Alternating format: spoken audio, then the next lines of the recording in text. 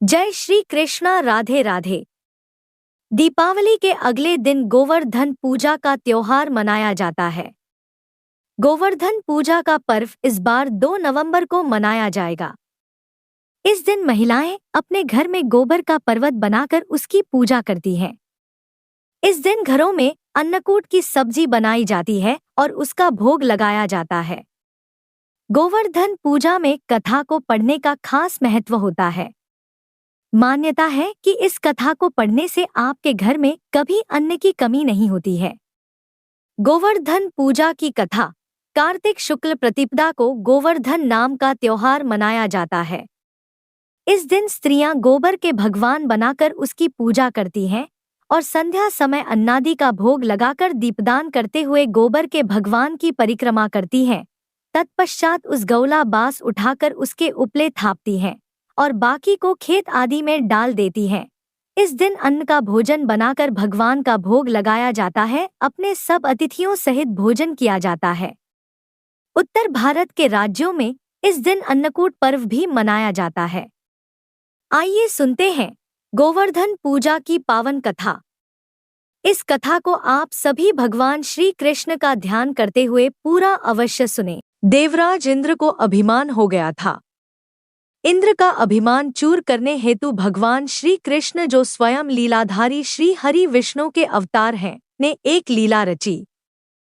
प्रभु की इस लीला में यूं हुआ कि एक दिन उन्होंने देखा कि सभी ब्रजवासी उत्तम पकवान बना रहे हैं और किसी पूजा की तैयारी में जुटे।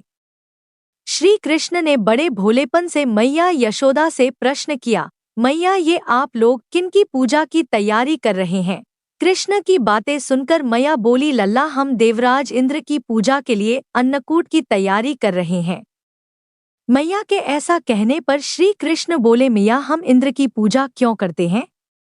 मैया ने कहा, वह वर्षा करते हैं जिससे अन्न की उपज होती है, उनसे हमारी गायों को चारा मिलता है। भगवान श्री कृष्ण बोले, हमें तो गोवर्धन पर्वत की पूजा करनी चाहिए क्योंकि हमारी गायें वहीं चरती हैं। इस दृष्टि से गोवर्धन पर्वत ही पूजनीय है और इंद्र तो कभी दर्शन भी नहीं देते व पूजा न करने पर क्रोधित भी होते हैं। ऐसे अहंकारी की पूजा नहीं करनी चाहिए। लीलाधारी की लीला और माया से सभी ने इंद्र के स्थान पर गोवर्धन पर्वत की पूजा की। देवराज इंद्र ने इसे अपना अपमान समझा और मूसलाधार वर्षा आरंभ कर दी। प्रलय के समान वर्षा देखकर सभी ब्रजवासी भगवान कृष्ण को कोसने लगे कि सब इनका कहाँ मानने से हुआ है। तब मुरलीधर ने मुरली कमर में डाली और अपनी कनिष्ठा उंगली पर पूरा गोवर्धन पर्वत उठा लिया और सभी ब्रजवासियों को उसमें अपने गाय और बछड़े समेत शरण लेने के लिए बुलाया। इंद्र कृष्ण की यह लीला देखकर और क्रोधित हुए फलत वर्षा और तेज हो गई। इंद्र का मान मर्दन के लिए तब श्री कृष्ण ने सुदर्शन चक्र से कहा कि आप पर्वत के ऊपर रहकर वर्षा की गति को नियंत्रित करें, और शेषनाग से कहा, आप मेढ़ बनाकर पानी को पर्वत की ओर आने से रोकें। इंद्र निरंतर 7 दिन तक मूसलाधार वर्षा करते रहे। तब उन्हें लगा कि उनका सामना करने वाला कोई आम मनुष्य नहीं हो सकता। वे ब्रह्मा जी के पास पहुंचे और सब वृतांत कह सुनाया। ब्रह्मा जी ने इंद्र से कहा कि आप जिस कृष्ण की बात कर रहे हैं वह भगवान विष्णु के साक्षात अंश है और पूर्ण पुरुषोत्तम नारायण है।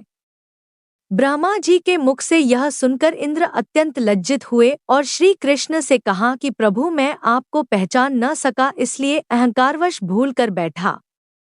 आप दयालु हैं और कृपालु भी, इसलिए मेरी भूल क्षमा करें। इसके पश्चात देवराज इंद्र ने मुरलीधर की पूजा कर उन्हें भोग लगाया। इस पौराणिक घटना के बाद से ही गोवर्धन पूजा की जाने लगी। ब्रजवासी इस दिन गोवर्धन पर्वत की पूजा करते हैं। गाय बैल को इस दिन स्नान कराकर उन्हें रंग लगाया जाता है व उनके गले में नई रस्सी डाली जाती है। गाय और बैलों को गुड़ और चावल मिलाकर खिलाया जाता है। जय श्री कृष्णा। राधे राधे।